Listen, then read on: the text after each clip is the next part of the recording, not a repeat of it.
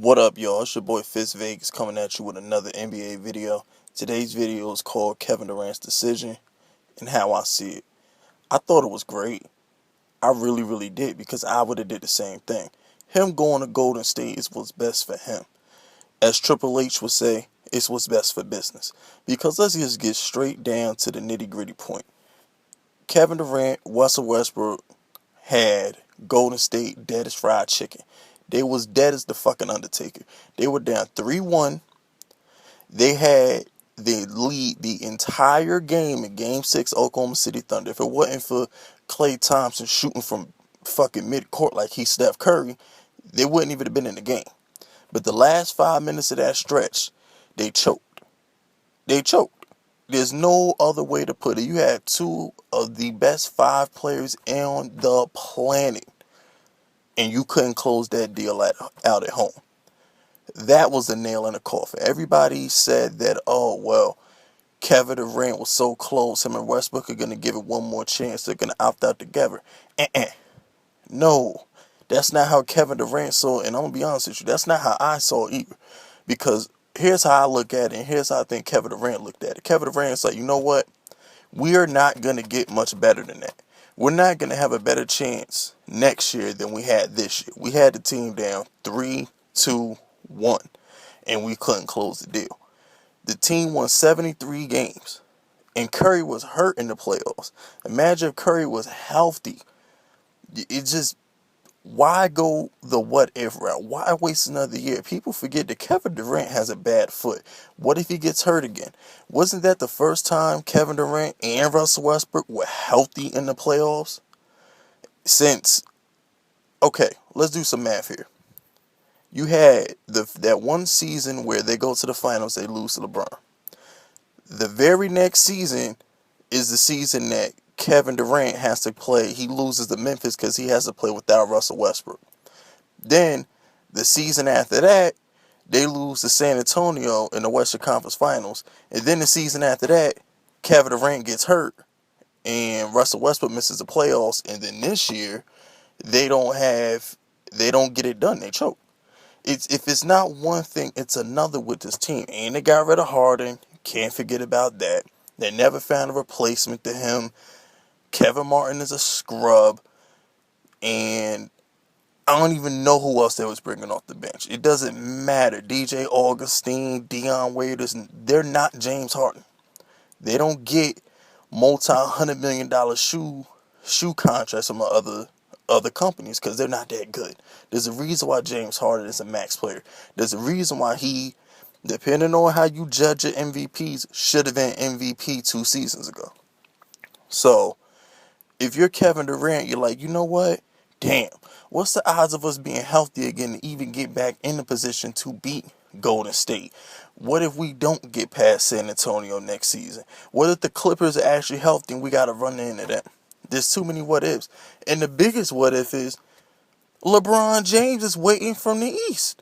So even if you're Kevin Durant, if you're any player in the NBA, and you watched that finals, and you saw how motherfucking dominant LeBron James was, he led both teams in every relevant fucking category. That's video game type shit.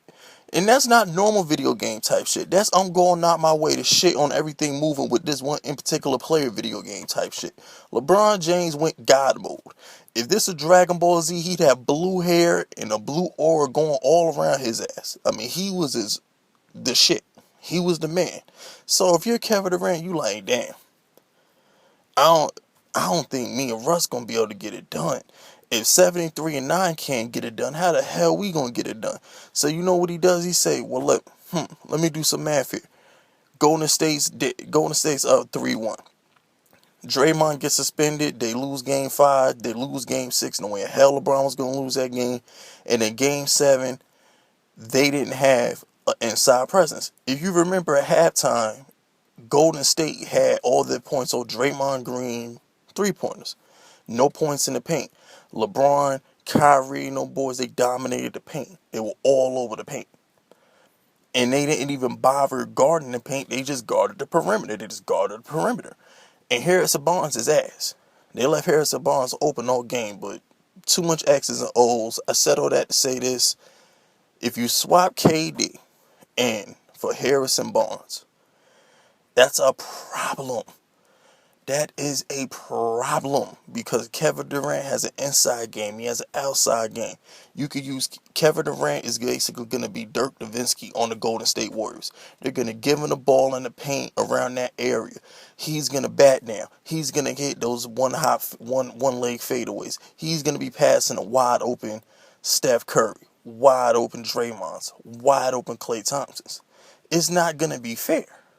This isn't like LeBron and D Wade joining teams. I compare this more to the Celtics, how it just clicked because Pierce was a perfect fit with Garnett and Ray Allen was a perfect fit with Garnett and Pierce. They played well off each other, and that's what's going to happen with Golden State. Golden State is going to play well off each other because you're plugging Kevin Durant into a team that won 73 games. You're not basically when the Heat got bounced in the first round that year, they remade the whole damn team. Bosh and LeBron joined Wade. That was a completely different team than the scrubs that got bounced by Boston in the first round that year. So that Kevin Durant said, you know what, put me on that team. I'm gonna average at least 10 to 15 more points than Harrison Barnes did. No fucking way we lose. So he pretty much wrapped up a ring with that. I also believe he wanted to get away from Russell Westbrook. I don't think they meshed. And I'm going to be honest with you. After they said that he didn't call, after Russell Westbrook said that Kevin Durant never called me, he texted me, that said it all right there. That means they were never that close. Because if you're my best friend, if you my boy, hell, if we're co-workers for 9 years and we're that close, I'm going to call you. You're going to be the first person I call. After my mother or my brother, whoever my inside circle is, you're going to be the first person I call, not text. You don't text somebody important shit. You call. You don't fucking do that. So the fact that Kevin Durant didn't have the balls or the respect to call Russell Westbrook and tell him like a man, that says a lot. That says that Russell Westbrook really didn't mean that much to him. So, hey, what are you going to do? You know? Shit really hit the fan as far as I'm concerned, because Russell Westbrook, he ain't the kind of dude to take that lightly. He gonna be mad about this till he's 6 feet deep. I can see Russell Westbrook having a Michael Jordan kind of Hall of Fame acceptance speech airing the hell out of Kevin Durant 15, 20 years from there. And of course, last reason why I think he left is because who the hell wants to live in Oklahoma City? If you were multiple hundreds of $1 million, why the fuck would you want to live in Oklahoma City and do absolutely motherfucking nothing? Ain't shit to do in Oklahoma City but play basketball. Ain't no nightlife. Like Chris Rock said, you can't order sushi at 4 a.m. in Oklahoma City. You don't want to be rich and live in the middle of nowhere. So you know what? Go to San Francisco, party all you want to, fine ass women everywhere, nice weather all year long. Fuck it. Live it up. You only get one life. Why waste it being somewhere you don't want to be? So, now that I covered why I think he left, I want to move on to the impact that it has on the rest of the NBA. Okay, here's the deal. When you form a team like that, this isn't not one, not two, not three, but 4 all-stars. That team is gonna roll out 4 of the 5 Western Conference all-star starters. So you can't just pick one other superstar. You can't just have a regular team full of bums. If you want to win a ring, and you're Blake Griffin, you're Chris Paul, you're Russell Westbrook, and you're a free agent at the end of the 2016-2017 season, you're on the phone. You're having backdoor meetings. You're trying to build a super team. I think with Kevin Durant going to the Warriors, everybody's going to create super teams. See, look, when LeBron kind of created the super team in Miami, other teams kind of wanted to create a super team, but it was different. It was more like, okay, well, we got 2 all-stars. Let's go get us an average player. Let's develop another star, turn him into a max player, a la DeAndre developed into a max player. You know, examples like that where you with GMs, what I'm trying to say is GMs, they look for three players. You know, they want to develop three players. Prime example, Stan Van Gundy. He knew he had Andre Drummond. What did he do? He went out and got Reggie Jackson. And what did he do from there? He went out and got Marcus Morris, Tobias Harris. He already had KCP. He drafted Stanley Johnson. He knew he had two players. He knew he had two All-Stars. So he pretty much stacked the team with a whole bunch of good to great players with upside, and hopefully one of them will develop into a third All-Star. Kind of like Golden State had Curry, Clay, and Draymond developed into that third All-Star. That's pretty much how it worked. So, same thing in Minnesota. They have Wiggins, they have Towns. They're hoping Levine turns into that third guy. But now, everybody needs a fourth. Three's not going to be enough to beat Golden State. It just isn't. Look at the Knicks. Hell, yeah, look at the Knicks.